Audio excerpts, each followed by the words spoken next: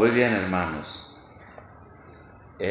Quisiera que abriéramos nuestras Biblias entonces hoy en Gálatas, carta del apóstol San Pablo a los Gálatas, en el capítulo 5. Es el lugar donde estamos llevando nuestros mensajes. Hemos andado por toda la epístola con la ayuda del Señor tratando de leer la palabra con la ayuda del Espíritu Santo para entender lo que el Espíritu quiso decir y no otra cosa. Y hubo un pequeño cambio aquí porque nosotros venimos hablando del Espíritu Santo y hemos tratado el tema del amor, el gozo, la paciencia, la benignidad, la bondad, la fe, la mansedumbre, la templanza. Y la templanza faltaba la templanza. Por eso hace 8 días hablamos sobre el versículo 24 y vamos a terminar la lista hablando de la templanza en esta hora. Bien, que está en el versículo 23 al comienzo. Mansedumbre, templanza. Hasta ahí el apóstol San Pablo da una explicación de cómo es el fruto del Espíritu Santo en la vida de un cristiano. Ahora, hay ciertas palabras que con el paso del tiempo adquieren otro significado u otra connotación. Una de esas palabras que con el paso del tiempo cambia de significado a veces, de significado cultural, es esta palabra templanza. Porque cuando yo era niño aprendí una cosa diferente. La palabra templanza significa también que alguien es templado. Alguien que tiene templanza es alguien que es templado.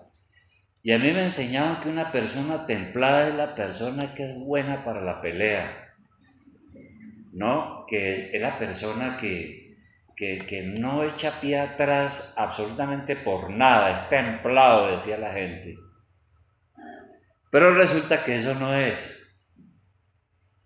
La palabra griega que ha sido traducida al español como templanza, porque viene del griego, significa lo siguiente. La palabra templanza significa dominio propio. Significa también temperancia, es decir, autocontrol, el cual solo se logra por el poder del Señor. Y hay otra palabra que traduce moderación. Entonces, cuando hablamos de templanza, todas estas palabras son sinónimos. Cuando hablamos de templanza, estamos hablando de dominio propio, de temperancia, de autocontrol, de moderación. Alguien moderado es la persona que tiene un comportamiento prudente, que es autodisciplinada. Eso es entonces la templanza, como don del Espíritu Santo. Ahora, ¿cómo podemos ser templados? ¿Cómo podemos, con la ayuda del Espíritu Santo que ya está en nosotros por haber creído en el Señor, tener ese maravilloso fruto o expresión que se manifiesta como la templanza? Son cosas muy prácticas las que nos enseña la Biblia. Lo primero es que si nosotros queremos ser templados, si queremos tener el fruto de la templanza en nuestro carácter, en nuestra personalidad, es necesario en primer lugar refrenar todo mal conocido. Y aquí en el versículo 19, el apóstol Pablo ha mencionado varios pecados y varias actitudes que son malas, ¿no? Volvámosla a recordar. Él dice que la persona que no es guiada por el Señor, que no es guiada por el Espíritu Santo, es una persona que anda en su carne, conforme a sus pasiones, conforme a su inclinación natural, al pecado. Entonces, ¿cuáles son esas actitudes? ¿Cuáles son esos males? Menciona el adulterio, ¿no? Es un pecado, un mal grande. La fornicación, que es el desorden sexual. No solamente se cree que la fornicación es solamente entre solteros, no, incluye todo desorden sexual. La inmundicia, lascivia, idolatría, hechicerías, enemistades, pleitos, celos, iras, contiendas, disensiones, herejías, envidias, homicidios, borracheras, orgías.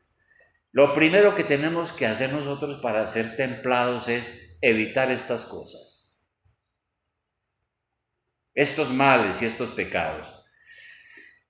Si somos templados, vamos a ponerle atención a la palabra de Dios y vamos a alinearnos con la voluntad preceptiva de Dios, es decir, con lo que Dios nos manda. Así que debemos evitar todas las experiencias, relaciones y actitudes que son contrarias a Cristo. Un versículo que refuerza esto que acabo de decir está en Santiago capítulo 4, versículo 17. Santiago capítulo 4, versículo 17. Vamos a mirarlo.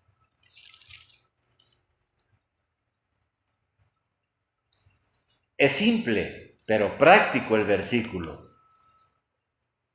Santiago 4, 17 dice: y al que sabe hacer lo bueno y no lo hace, le es pecado. Entonces, usted y yo sabemos hacer lo bueno, porque tenemos una gran ventaja sobre mucha gente, y es que conocemos la palabra de Dios y tenemos aquí claro lo que Dios nos manda. Sabemos lo que es bueno. Y aquí dice que el que sabe hacer lo bueno y no lo hace, pues peca contra Dios. Ese es el primer asunto. El segundo asunto es, para ser templados, es que tenemos que escoger lo mejor. Vamos a mirar Primera de Corintios 6:12. Primera de Corintios 6:12. Primera de Corintios 6:12. Nosotros tenemos que escoger lo mejor. ¿Qué dice el versículo en Primera de Corintios 6:12? Dice: todas las cosas me son lícitas, mas no todas convienen. Todas las cosas me son lícitas, mas yo no me dejaré dominar de ninguna. Ahora, nosotros los cristianos tenemos una libertad en Cristo, ¿no? Uno ya no es ignorante, uno es libre de las supersticiones, uno es libre de muchas cosas de las cuales el Señor nos ha hecho libres. Pero esa libertad que Dios me ha dado no es para pecar. Es posible que haya muchas cosas que yo puedo hacer y que mi conciencia no me acuse y que realmente no son malas. Pero si no convienen, ¿para qué las hago? Entonces aquí está diciendo es precisamente eso, ¿no? Pablo está hablando inclusive aquí más adelante él habla de la inmoralidad sexual.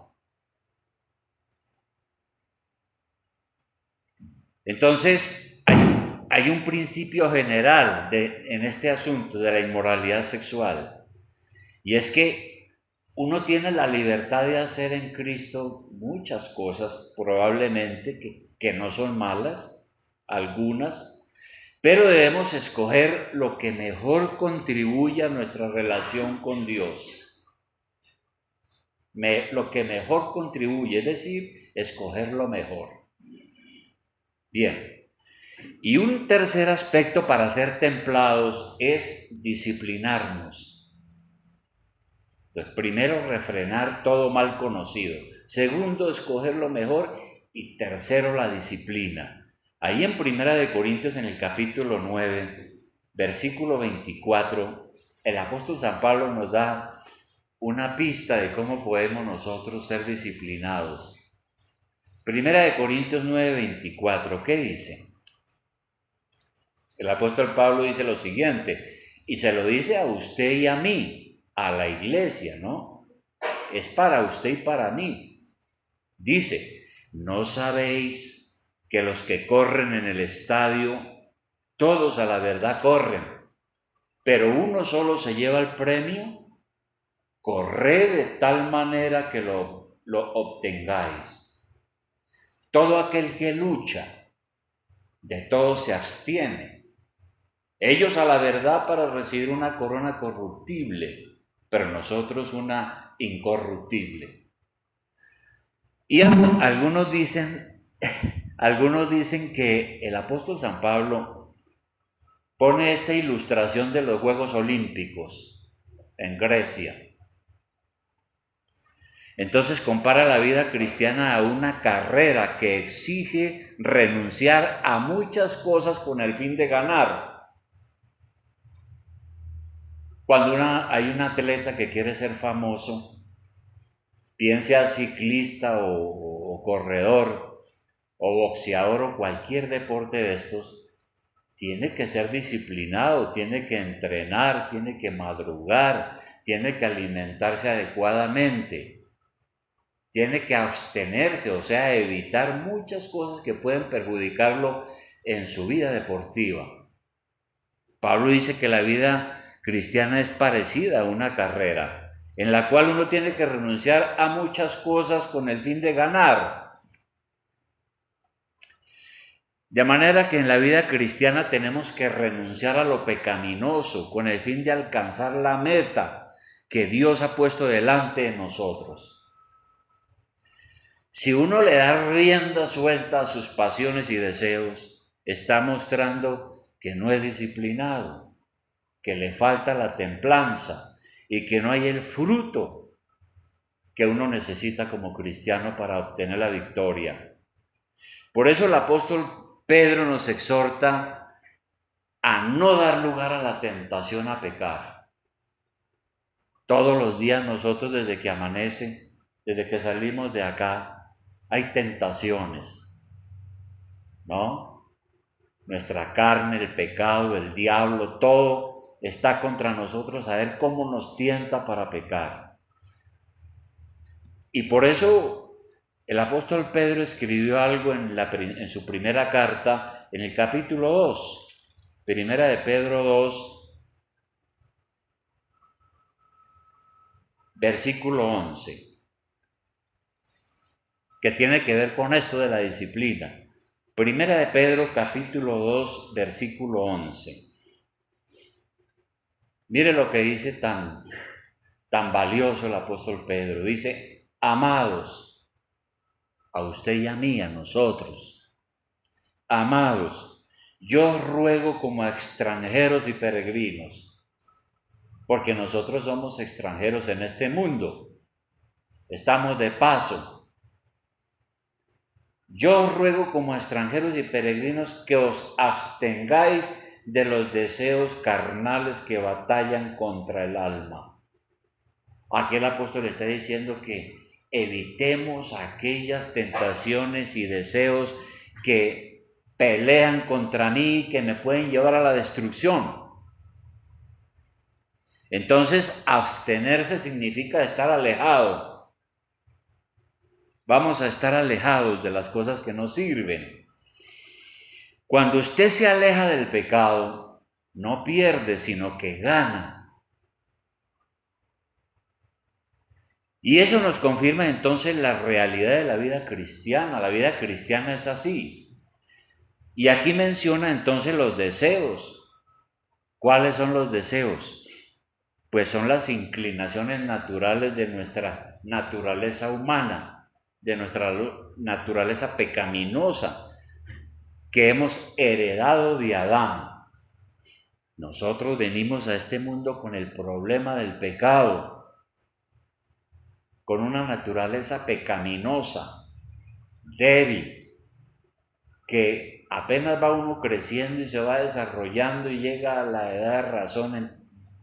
Algunos dicen que desde antes, lo que pasa es que uno no es consciente, pero cuando ya uno tiene uso de razón se da cuenta de que uno tiene muchos problemas y que tiene muchos deseos y a veces de hacer cosas que no convienen, que son malas, porque esa es nuestra naturaleza. Y esos deseos malos que uno tiene son los que buscan destruir y arruinar nuestra vida espiritual. Ese es el punto. Ahora, claro, cuando nos hacemos cristianos, cuando Dios tiene misericordia de nosotros y nos salva, Él ya nos declara justos. Somos limpiados con la sangre que Jesucristo derramó en la cruz. Pero aún libramos en este mundo, mientras estemos en este mundo, una lucha a muerte contra el pecado. Es una lucha permanente contra nuestra naturaleza carnal. Como decía un predicador, uno todos los días tiene que luchar con uno mismo, con su yo, que lo quiere llevar a uno a hacer lo que no hay que hacer. Por eso el apóstol San Pablo decía en Romanos 8:5, Romanos 8:5,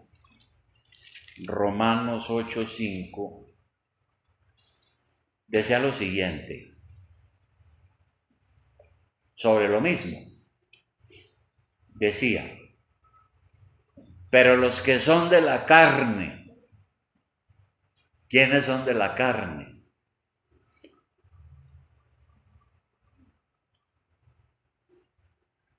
No, la Biblia dice que hay básicamente dos tipos de personas, los carnales y los espirituales. El cristiano no puede ser carnal, no puede ser una persona que le encanta el pecado y vive todos los días dando rienda suelta y satisfaciendo todos sus deseos malos. El carnal realmente es el inconverso, lo cual no quiere decir que nosotros a veces cometemos cosas malas de la carne, pero la diferencia es que podemos arrepentirnos y acudir a Cristo para que Él nos perdone y nos siga ayudando a mejorar. Entonces dice, los que son de la carne piensan en las cosas de la carne. ¿En cuáles cosas? Pues en las que mencionamos hace un rato, ¿no? Las enemistades, los homicidios, las borracheras, la fornicación, el adulterio, todos esos pecados, en esos que piensa la gente que vive dominada por su carne, por su naturaleza humana. Dice, pero los que son del Espíritu piensan en las cosas del Espíritu. Porque el ocuparse de la carne es muerte, pero el ocuparse del Espíritu es vida y paz. Cada vez que uno peca y se deja llevar de sus propios deseos, lo que hace uno es destruirse, es cavar su propia tumba. Versículo 7. Por cuanto los designios de la carne son enemistad contra Dios, porque no se sujetan a la ley de Dios, ni tampoco pueden. Y los que viven según la carne no pueden agradar a Dios. Y luego Pablo dice a los cristianos, o sea, a nosotros dice, mas vosotros ya no vivís según la carne. Se espera que ustedes ya no vivan según la carne, sino que vivan según el Espíritu. Si es que el Espíritu de Dios mora en vosotros. Ahí hay un sí condicional, ¿no? Si es que el Espíritu Santo está. Si el Espíritu Santo está, se espera que usted no viva en la carne, no sea controlado por su carne y sus deseos malos, sino que sea guiado por el Espíritu Santo. Entonces, esa abstención tiene que ver con la disposición para negar el pecado. Tenemos que abstenernos de los pecados que afectan nuestra mente, nuestro corazón, nuestra voluntad. Podemos tener tentaciones, todos tenemos tentaciones, pero no podemos dejarnos atrapar de las tentaciones. Con el auxilio del Espíritu Santo podemos dominar la carne. De manera que esa es una lucha que tenemos que librar todos los días, pero que podemos ganar dependiendo del Señor. Bien, ahora, ¿dónde entonces encontramos la fuerza para ser templados? Para poder uno vencer. Nosotros no somos templados por naturaleza, nacemos sin esa cualidad. Nacemos es con el deseo de hacer las cosas que no convienen, las cosas pecaminosas. De manera que es el Espíritu Santo quien nos capacita para tener esa actitud espiritual madura. Él pone en nosotros el poder y el deseo para controlar nuestros apetitos, nuestros impulsos, nuestras imaginaciones y deseos. Y es por eso que la palabra de Dios nos dice en Efesios 5:18, el apóstol Pablo escribía en Efesios 5:18 algo. Recordemos que la iglesia empezó en un mundo muy malo, en una sociedad muy pagana, ¿no? Donde no había Cristo, no había nada. El evangelio fue algo glorioso y algo nuevo que llegó como un mensaje para cambiar la vida. Entonces la gente del tiempo, cuando Pablo escribió esta carta, era gente muy perversa, muy libertina. El homosexualismo era normal, la prostitución era normal,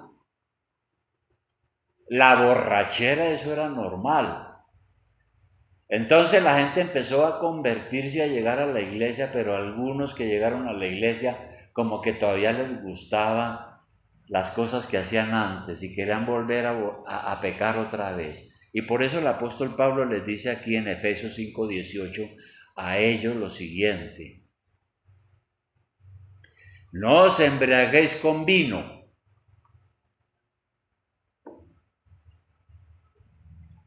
Hoy en día sería no se embriaguen con aguardiente, con whisky, con brandy, con ginebra, con todas las bebidas que hay. No os embriaguéis con vino en lo cual hay disolución. ¿Qué es disolución? Disolución es relajo. Cuando uno ya se entrega pues al desorden. No se embriaguen con vino, le dijo Pablo a su sociedad. No se emborrachen. En lo cual hay disolución. Antes bien sean llenos del Espíritu Santo. Ese es el consejo de él. Ustedes ahora son cristianos. Y en otras palabras les está diciendo, en vez de andar perdiendo el juicio con el alcohol, y hoy en día tenemos que decir lo mismo, con el alcohol o con las drogas, tenemos que decir hoy en día, ¿no? Un cristiano no puede estar emborrachándose, ni fumando marihuana, ni cocaína, ni nada de esas cosas, porque no, eso lo va a destruir. Tienes que llenarse con el Espíritu Santo, es decir, permitir que el Espíritu Santo lo controle. ¿Y cómo lo controla? Pues orando y diciéndole, Señor, aquí estoy, ayúdame a hacer tu voluntad, no quiero pecar. Una vez que Cristo nos trae a la salvación, entonces nos llama a poner fin a la vida disoluta, desordenada y viciosa. Porque eso es lo que hace uno cuando conoce el Evangelio. O por lo menos me pasó a mí. Yo rompí con vicios como el fumar, con vicios del trago y esas cosas y otros vicios. Yo acabé con eso, siendo muy joven. Puse fin a mi vida disoluta y a mi vida de desorden. Es decir, en vez de ser influenciados por las drogas, por el alcohol, etc., mejor adquirir la paz y el control a través del Espíritu Santo que está en nosotros por haber recibido a Cristo. Y es una bendición tener ese poder de Dios en nuestra vida, tener al Espíritu Santo con nosotros si verdaderamente somos cristianos, porque Él nos da el poder para tener dominio propio, para ser moderados, para tener templanza, ¿no? Para que no estemos dominados por nuestros deseos y pasiones pecaminosas, para no ser una presa fácil de Satanás, porque Satanás está listo, ¿no? A ver cómo coge a este joven y lo enreda, ¿no? Para que caiga en vicios, para que caiga en pecados sexuales, para que caiga en pecados que la palabra nos manda, nos prohíbe. Y por último, hermano, ¿cuál es la expresión práctica de la templanza? Es decir, ¿cómo se pone en práctica la templanza? La palabra del Señor nos orienta sobre cómo podemos desarrollar el fruto de la templanza o del dominio propio, además de lo que ya hemos dicho. Pero hay otras cosas importantes. Una de las maneras de uno tener templanza, moderación, dominio propio, que creo que a todos nos falta, la primera cosa es controlando la mente. Controlando la mente. Filipenses 4:8. Vamos a mirar si lo que estoy diciendo es cierto. Filipenses 4:8. Tenemos que controlar nuestra mente. En Filipenses 4:8, mire lo que dice el apóstol Pablo a la iglesia de ese tiempo, pero se lo dice a usted y a mí. Y a la iglesia nuestra, dice, por lo demás, hermanos, todo lo que es verdadero, todo lo honesto, todo lo justo, todo lo puro, todo lo amable, todo lo que es de buen nombre, si hay virtud alguna, si hay algo digno de alabanza, en esto pensad. La mente, en esto pensad. Entonces, tenemos que pedirle al Señor que nos ayude a tener templanza en nuestra manera de pensar.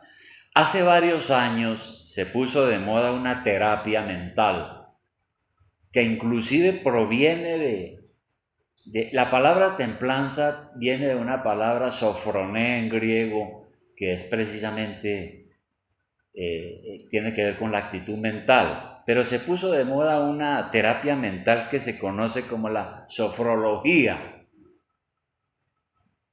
¿Qué quiere decir la palabra sofrología? Quiere decir sano de mente, una persona sana de mente. ¿Y cómo es que trabaja la sofrología? Ahora, eso es algo pues que dicen, ¿no? La gente vive practicando esas cosas. Pero ¿qué es eso de la sofrología? Algunos dicen que le dan un viso de científico al tema. Entonces algunos dicen que la sofrología estimula el hemisferio derecho del cerebro mediante algunas técnicas y entonces le revuelven budismo, yoga, otra doctrina que hay que se llama el Zen japonés y todas estas ciencias ocultas orientales. Y todo eso entonces produce a que la persona empiece a sentirse tranquila, a que se relaje muscularmente y etcétera, etcétera. ¿No? Y ahí está la gente gastándose la plata en lo que no es pan, como dijo el profeta. Pero nosotros los cristianos no necesitamos de esas cosas. Lo que la palabra de Dios nos está aconsejando es lo siguiente: tenga presente lo que es bueno. Y hablando hablando del control de nuestros pensamientos, hablando del control de nuestros pensamientos, Lutero, ¿qué es eso? Lutero decía lo siguiente, Lutero decía, no podemos evitar que los pájaros vuelen sobre nuestras cabezas, pero sí podemos evitar que hagan nido en nuestras cabezas, refiriéndose a los pensamientos, ¿no es cierto? Entonces hay muchos pensamientos que andan y quieren aterrizar en nuestra mente, pero podemos evitar que aterricen en nuestra mente, como el ejemplo de las aves. Entonces tenemos que tener disciplina y controlar los pensamientos erráticos y las fantasías descontroladas.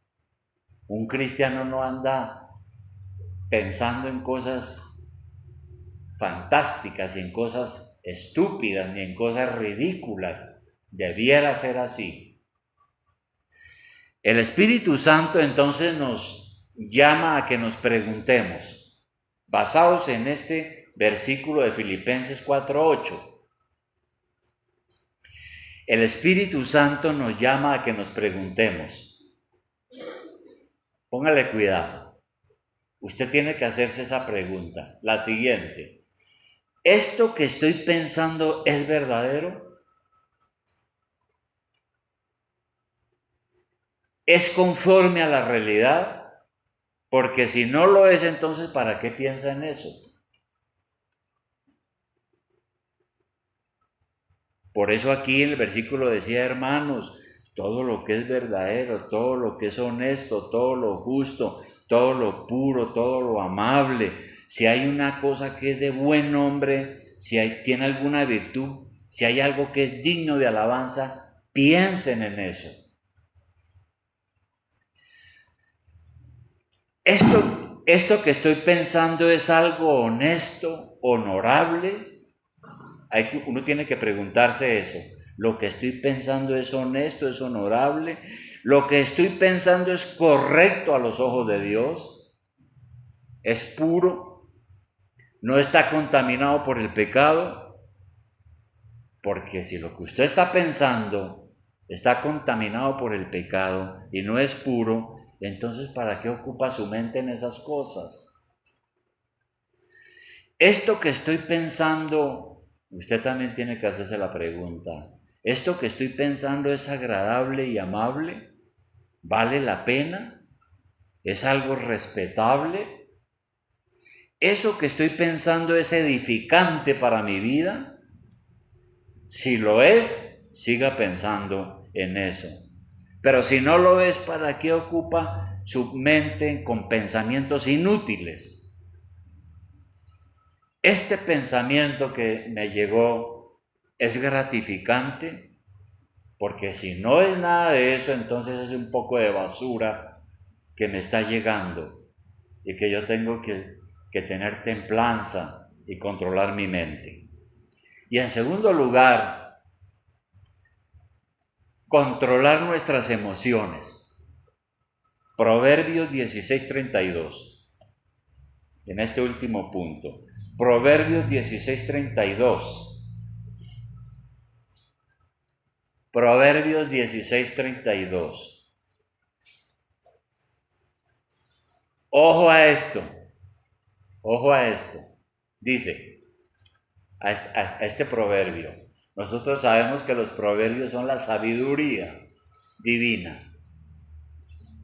Deberíamos de todos los días leer algún versículo de proverbios. Aquí dice, mejor es el que tarda en airarse que el fuerte.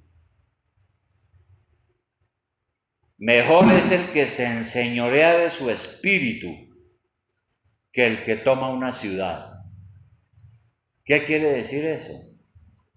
Primero dice que es mejor una persona templada, moderada, que tiene autodisciplina, que tiene control propio, ¿no? Que se sabe dominar. Es mejor esa persona que el fuerte. Y es mucho mejor el que tiene control sobre su espíritu, sobre su alma, sobre sus emociones, que un general que es capaz de ganar una batalla y tomarse una ciudad. A veces el diablo nos tienta para que perdamos el control por cosas insignificantes. Por ejemplo, porque se rompió un plato, porque se rompió un cuadro, porque nos rayaron el carro, por muchas cosas que nos suceden. Entonces el diablo nos tienta a perder el control. Y Pablo enseña que la ira es una emoción humana natural, pero que si no la controlamos nos traerá muchos problemas.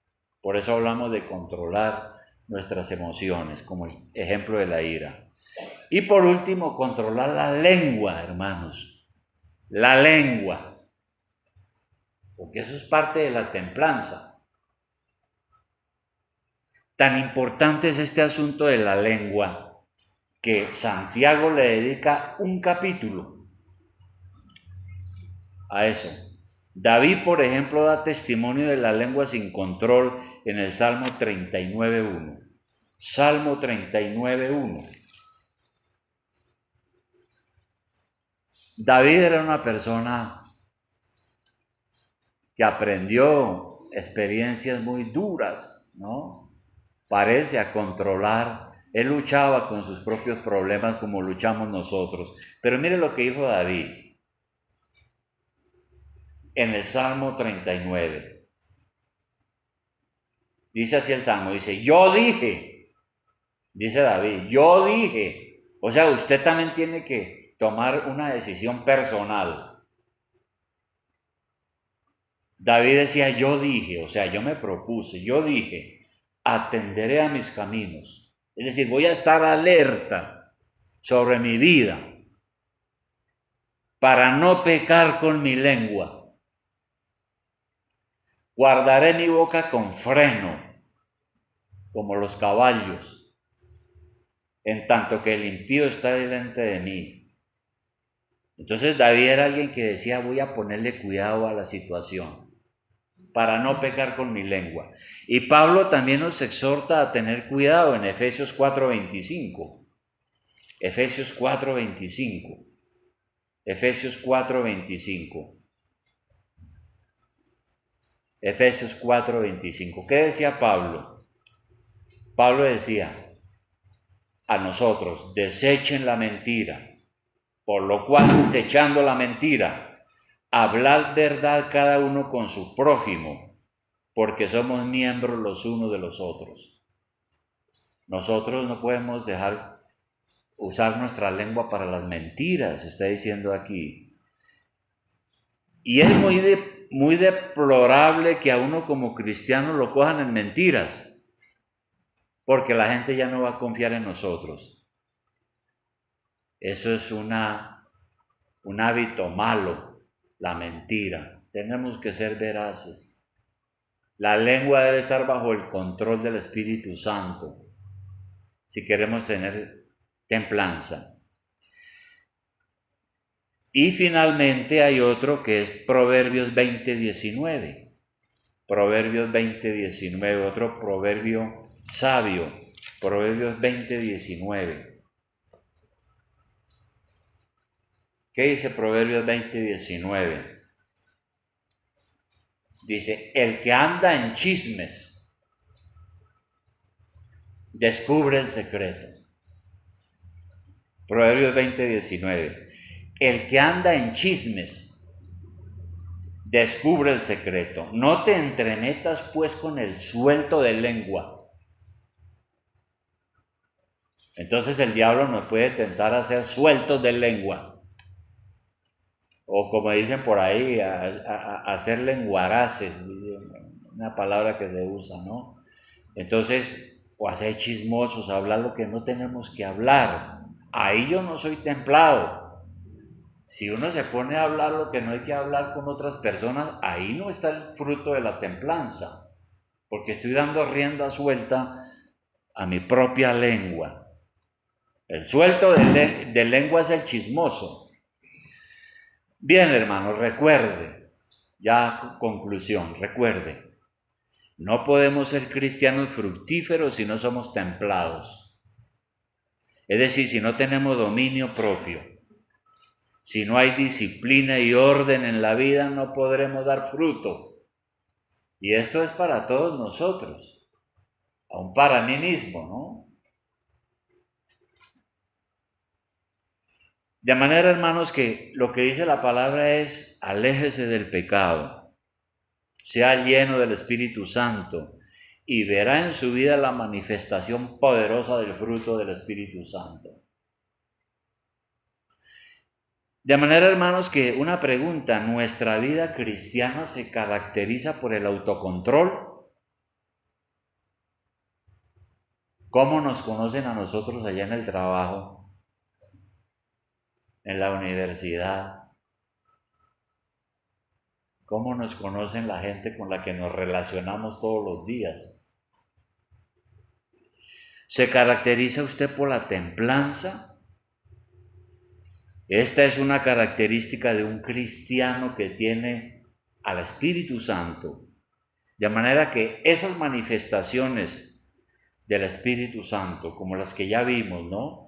El amor, el gozo, la paz, la paciencia, la bondad, la benignidad, la fe, la mansedumbre, la templanza. Esas manifestaciones son escasas en usted o son muy débiles en usted, pues el Señor nos llama a hacer morir las obras de la carne y a andar en el Espíritu Santo. De manera, hermanos, que si hemos rendido nuestra vida a Cristo, podemos pedirle al Señor y pedirle al Espíritu Santo que nos santifique, que nos cambie, que nos ayude a dar fruto, para que nuestra vida glorifique a Dios y podamos ser bendición a otras personas.